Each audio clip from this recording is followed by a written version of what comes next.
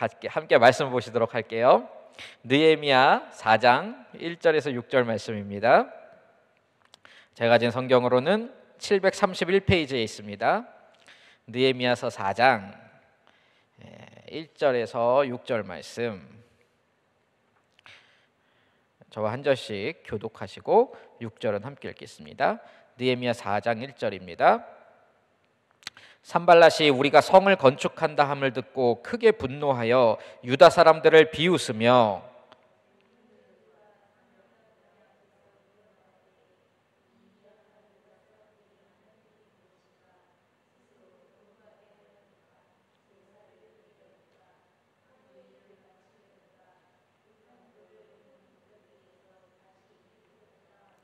암몬 사람 도비아는 곁에 있다가 이르되 그들이 건축하는 돌 성벽은 여우가 올라가도 곧 무너지리라 하더라.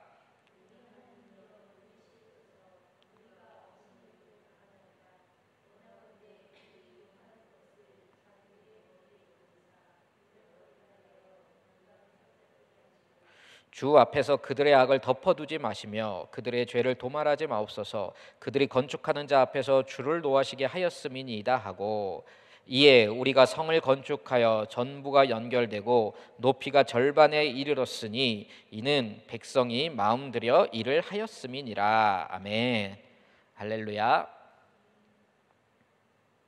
아이들을 키우다 보면은 양육은 말로만 해서는 안 되는구나라는 것을, 이런 진리를 종종 깨닫게 됩니다.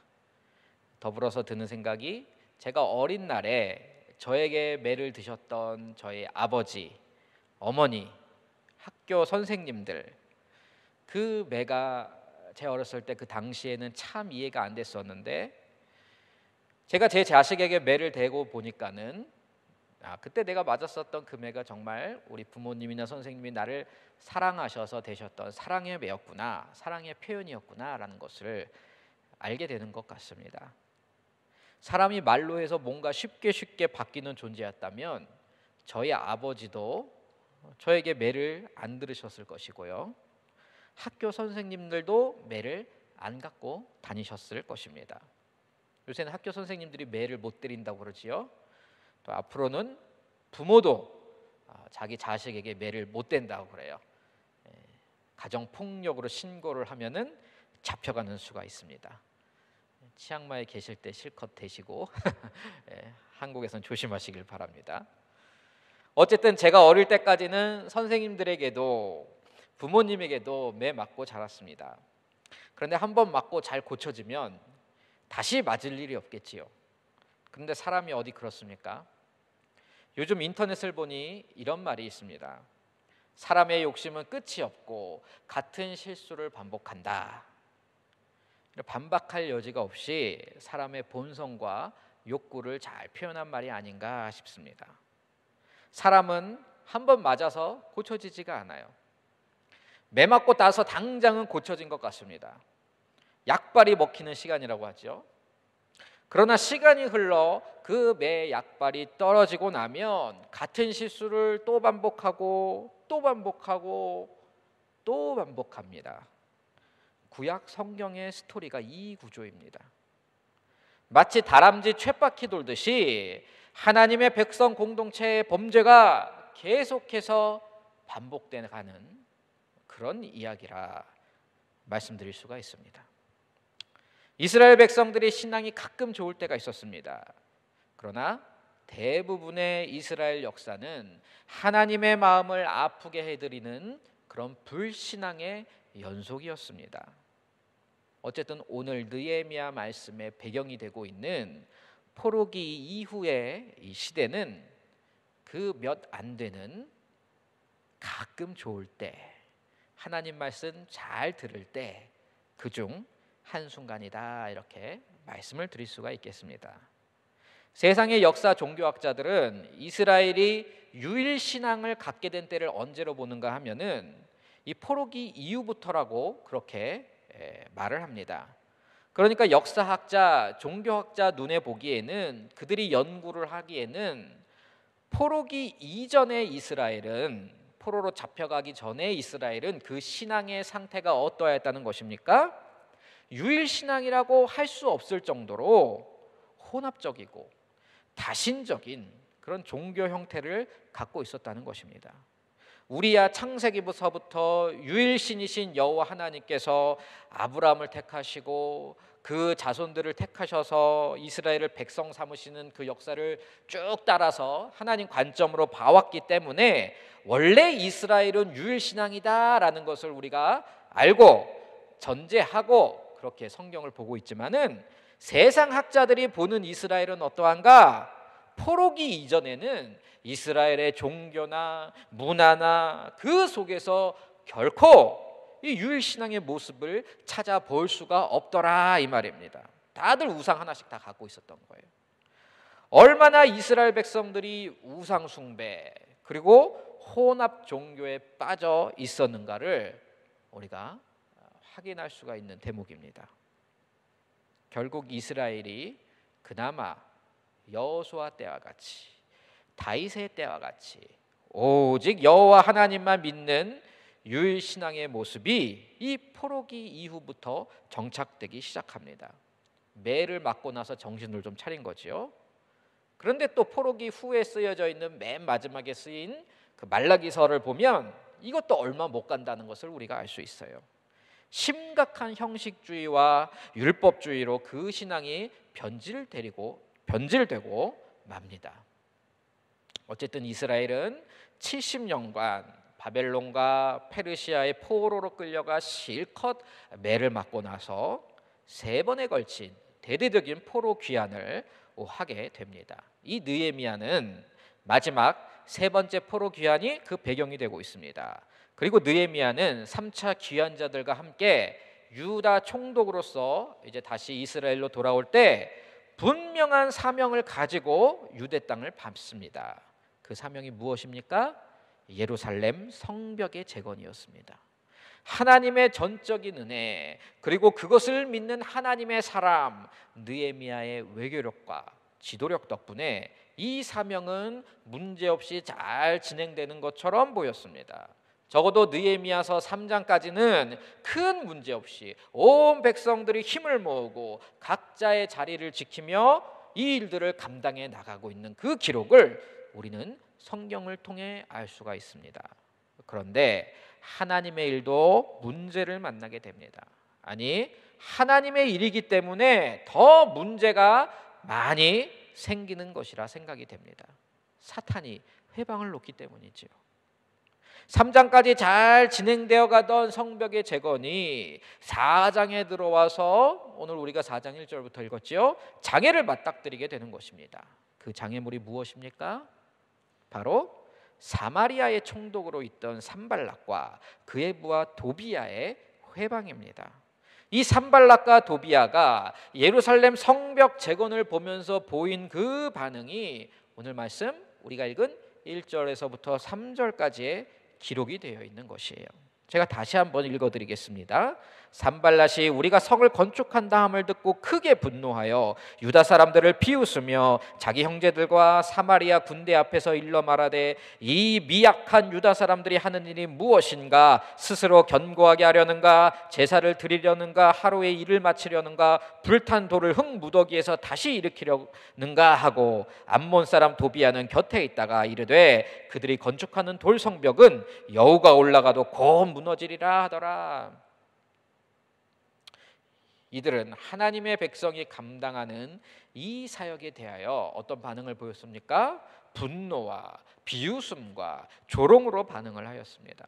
하나님의 일을 대하는 사람들의 태도는 크게 2가지로 나누어 볼 수가 있습니다. 하나님의 백성은 하나님의 역사를 주목합니다. 그리고 헌신합니다. 그 일을 이 시대에 우리가 담당해야 할 사명으로 받아들이고 그 일에다가 에너지를 쏟으며 하나님께 영광을 올려드리고자 합니다. 느헤미야가 바로 그런 대표적인 사람이다라고 할 수가 있습니다. 그러나 하나님을 모르는 사람, 세상 사람들이 보이는 태도는 어떠합니까? 오늘 산발랏이 보인 또 도비야가 보인 그 반응과 같습니다. 비웃고 조롱하고 시기하고 질투합니다. 특별히 오늘 말씀의 산발랏은 예루살렘 성벽 재건을 자신에 대한 도전으로 받아들이고 있었습니다. 사마리아와 유다에 걸쳐서 자신이 가지고 있던 이 영향력, 이 이권을 이제 빼앗기게 될 것 같다라는 그 마음이 생기니까는 이런 철저한 이기적인 계산으로부터 비롯된 그런 조롱이 나오는 것입니다. 이것이 바로 세상이 따르는 사고방식입니다. 세상은 철저하게 무엇을 따릅니까? 나에게 돌아올 이득이 무엇인가? 그리고 이권이 무엇인가? 이것에 따라서 움직입니다. 그것을 기준으로 해서 내 편, 네 편을 가르는 것이 세상의 사고방식입니다. 나에게 이득을 주는 사람은 친구입니다. 나에게 손해를 주는 사람은 그 반대로 적으로 삼습니다.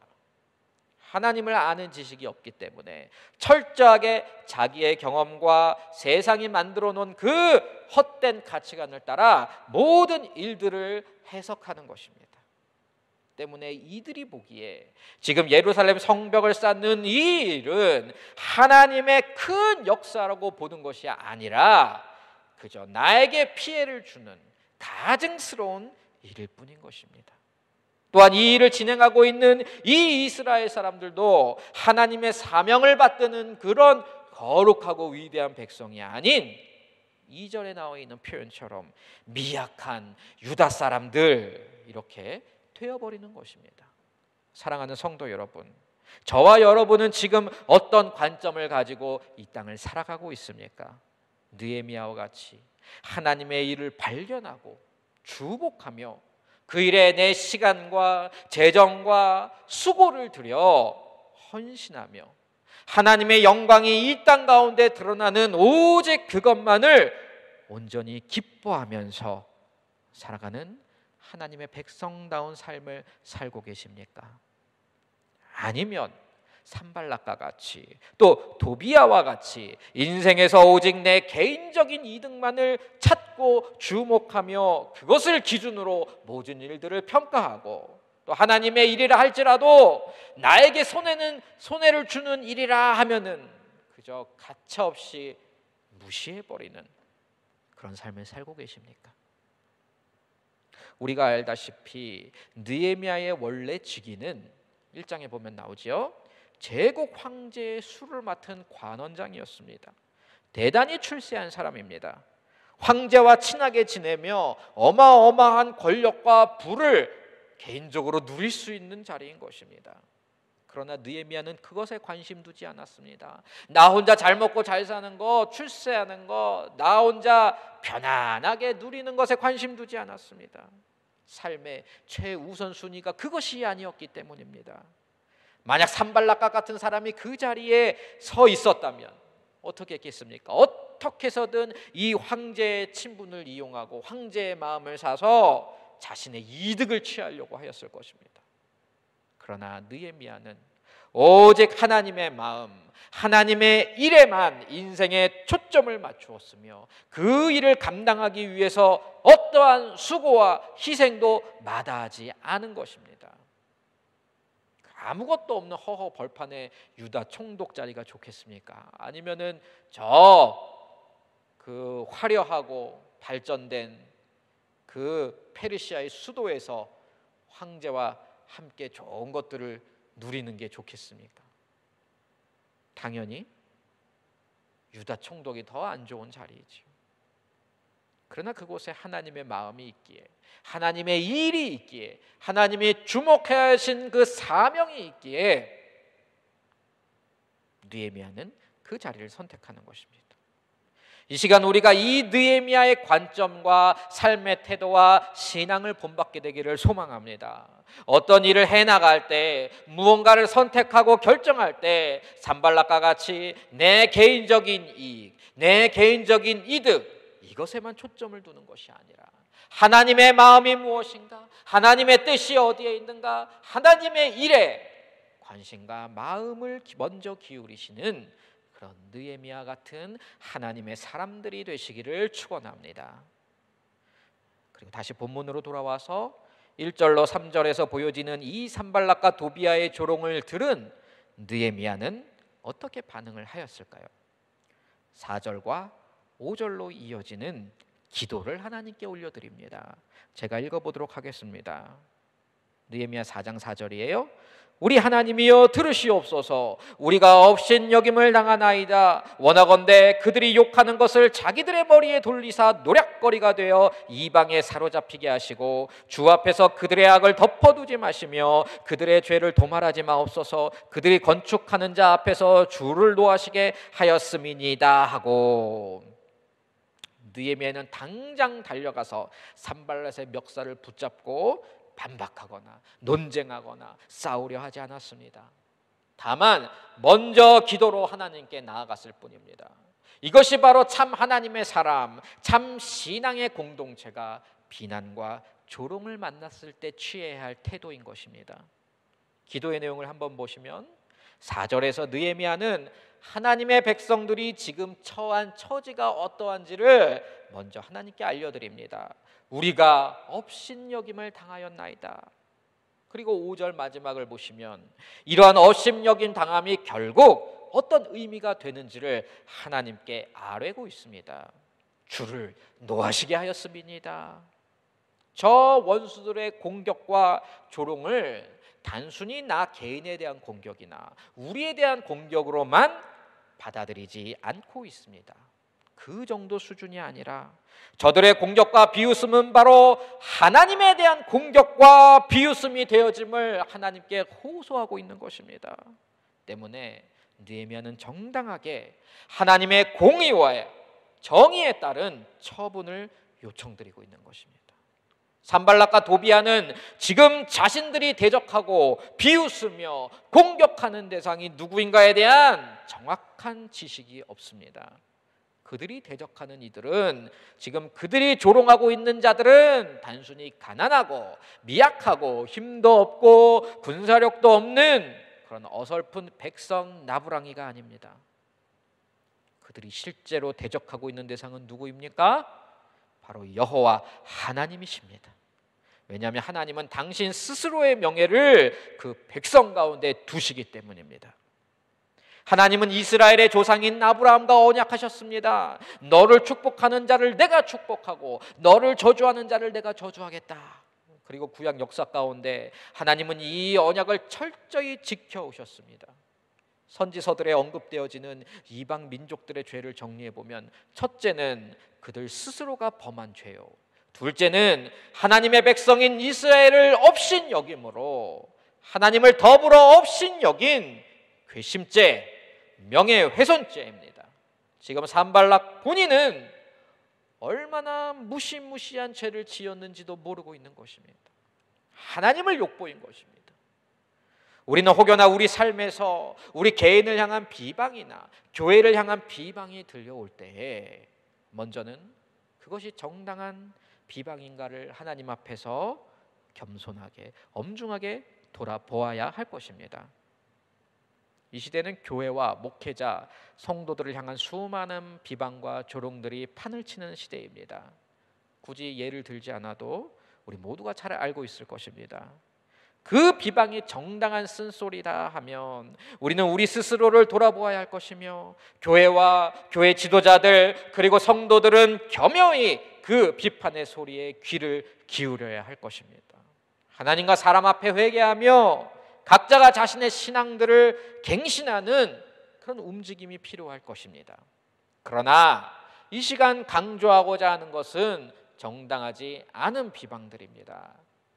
몇 주 전 한국 국내뿐만 아니라 세계적으로도 유명했던 어떤 K-팝 아이돌 가수가 자살을 하였습니다. 그 자매의 나이가 이제 겨우 25살이었다고 합니다. 가장 아름답고 즐겁고 생명력을 펼쳐볼 나이지 않습니까? 그런데 그 자매가 연예인 생활을 하면서, 가수 생활을 하면서 그렇게 인터넷 악플로 비방을 많이 받았다고 합니다. 이로 인해 심한 우울증을 앓게 되었고, 그러다가 결국 자살까지 선택을 하게 되었습니다. 도를 넘은 비방, 예의를 지키지 않는 비판은 사람을 죽이는 자리로까지 몰고 가는 것입니다.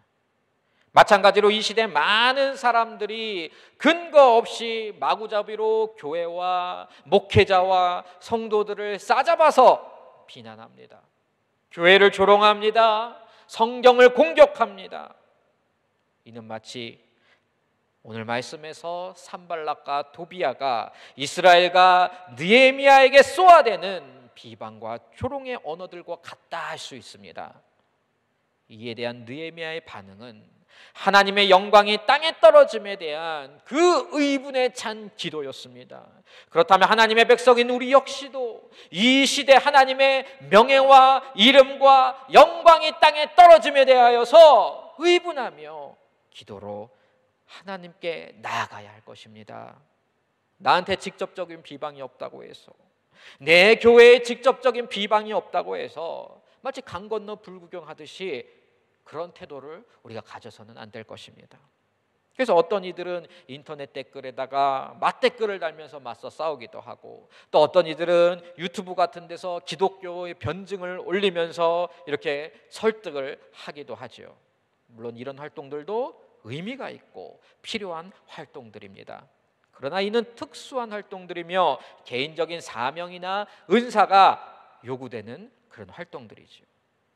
그러므로 우리는 교회와 성도라는 이 공식적인 기독교 공동체가 감당해야만 하는 가장 중요한 그 메인 활동에 먼저 주목하기를 원합니다. 바로 오늘 느헤미야와 같은 기도입니다.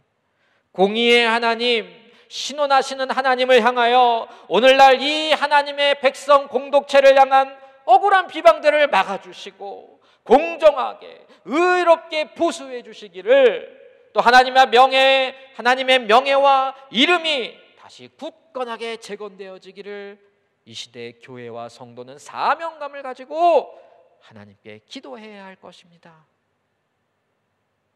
그래서 이제 느헤미야가 기도도 했습니다. 그렇다면 다음 할 일은 무엇이었을까요?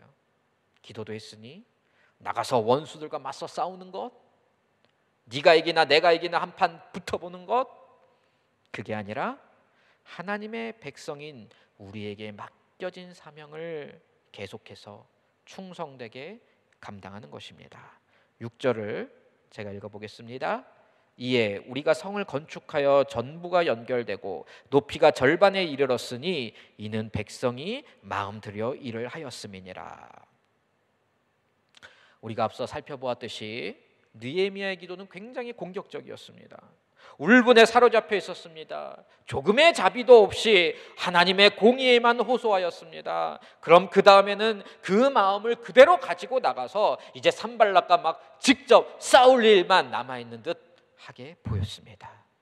만약 느헤미야가 기도에서 표출하였던 그 감정을 그대로 시행하여서 산발락과 도비아에게 싸움을 걸었다면 어떻게 되었을까요? 이는 오히려 산발락이 쳐놓은 함정에 걸려들게 되는 것입니다. 그들로 하여금 느헤미야와 이스라엘을 공격할 수 있는 명분을 주게 되는 것입니다. 산발락은 지금 느헤미야가 받아온 아닥사스닥 왕의 조서 때문에 함부로 이스라엘을 공격할 수가 없는 입장입니다. 군사력이 아무리 세다 할지라도 입맛만 다실 수밖에 없는 상황인 것이에요. 이런 상황인데 느헤미야와 이스라엘이 먼저 선제 공격을 한다 하면은 그때는 정당방위가 성립되는 것이죠. 산발락은 사마리아의 총독으로서 자기 방어권을 사용한다는 그 명분 아래에 마음껏 이스라엘을 과잉 진압하고 유린하고 공격하여 느헤미야를 죽여버리고 하나님의 역사를 끝내버릴 수가 있는 것입니다. 그래서 이를 잘 알고 있는 느헤미야는 자신이 가진 감정을 하나님께 나아가 호소할 뿐 그 감정을 따라 일을 처리하지는 않습니다. 대신 그 부글부글 끓는 분노와 마음 상함을 오히려 사명을 감당하는 일에다가 쏟아붓습니다. 느헤미야뿐 아니라 백성들도 마찬가지입니다. 6절을 보니 성경이 어떤 증언을 하고 있습니까? 이에 우리가 성을 건축하여 전부가 연결되고 높이가 절반에 이르렀다라는 사역의 결과를 먼저 언급합니다. 느헤미야와 백성들은 주변의 회방과 조롱에도 불구하고 맡겨진 일들을 묵묵히 수행한 것입니다. 그래서 결국 성벽은 다 연결되었으며 성벽의 높이도 계획하였던 것의 절반에 이르는 그 성과를 얻게 됩니다. 그리고 6절 하반절에는 이와 같은 성과를 맺게 된 이유를 언급하고 있습니다. 이는 백성이 마음 들여 일을 하였음이니라. 이 느헤미야의 이야기를 살펴보며 우리가 깨닫게 되는 것이 있습니다. 하나님의 백성들이 이 땅을 살아가는 원리는 사실 심플하다는 것입니다. 먼저 기도하고 그 다음에 하나님이 내게 맡기신 일, 그 일이 무엇이든지 간에, 크든지 간에 작든지 간에, 남들이 뭐라 하던 간에, 비웃든지 간에 조롱하든지 간에, 관심 두지 않든지 간에 마음 들여 충성되게 그 일을 감당하는 것입니다. 죽을 때까지 묵묵히 이렇게 살다 주님께로 돌아가면 그러면 되는 것 아니겠습니까? 그런데 때로는 우리의 욕심 때문에, 우리의 그 자존심 때문에, 상처 때문에 감정대로 일을 처리하고 스스로의 인생을 복잡하게 만들어서 살고 있는 것이 어쩌면 우리가 아닌가 하는 생각을 해봅니다. 마음의 상처와 깨어진 관계에만 매여 사는 삶, 사람들의 비난과 조롱에 겁먹고 그것에만 집중하는 삶은 사탄이 우리에게 기대하는 삶입니다. 하나님이 기대하시는 삶이 아닙니다.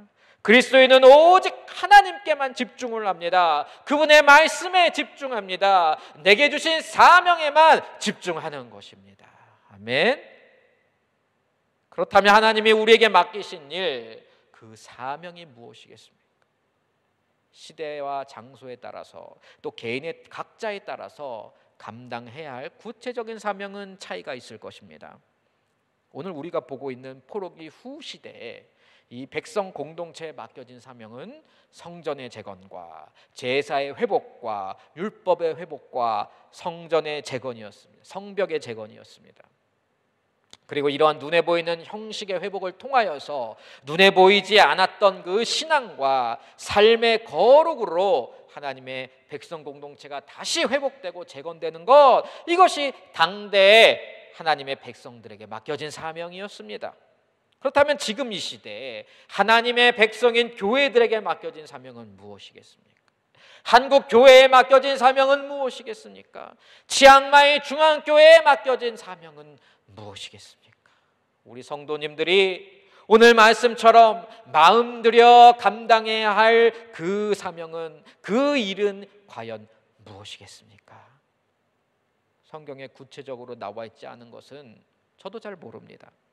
그러나 저 개인은 알지 못할지라도 적어도 하나님이 이 교회에다 허락하신 그 비전과 표들을 통해서 그 사명들을 우리에게 알려주시지 않았겠는가라는 생각을 하게 됩니다. 예배를 살리는 교회, 하나님의 꿈을 이루는 교회, 다음 세대를 세우는 교회, 우리 성도님들이 품으셔야 할 귀한 사명인 줄로 믿습니다. 이 교회가 많은 것 하지 않아도 좋습니다. 이 시대에 이거 세 가지만 확실하게 마음과 감당하신다 한다면 우리 주님께서는 이 교회와 성도님들을 통하여 한국교회와 이 땅의 한인사회와 태국인 사회와 더 나아가 온 열방 가운데 당신의 영광을 회복하실 것이며 그 나라의 성벽을 재건하게 되실 줄로 믿습니다. 오늘 느헤미야와 백성들은 온갖 방해와 조롱에도 불구하고 기도와 마음을 들여 묵묵히 하나님의 역사를 감당하였습니다. 이와 같이 세상이 이 공동체를 향하여 어떤 말을 하든, 우리 성도된 우리 각자를 향하여서 어떤 조롱을 퍼붓든, 어떤 신앙의 방해를 꾀하든, 이 교회와 권속들은 이 땅에 서 있는 동안 주신 사명을 마음들여 끝까지 충성하셔야 될 줄로 믿습니다. 그래서 주님 앞에 서는 날 잘하였다, 착하고 충성된 종아 라는 이 칭찬, 이 면류관을 다 받으시는 저와 여러분 되시기를 주님의 이름으로 축원합니다. 함께 기도하시겠습니다.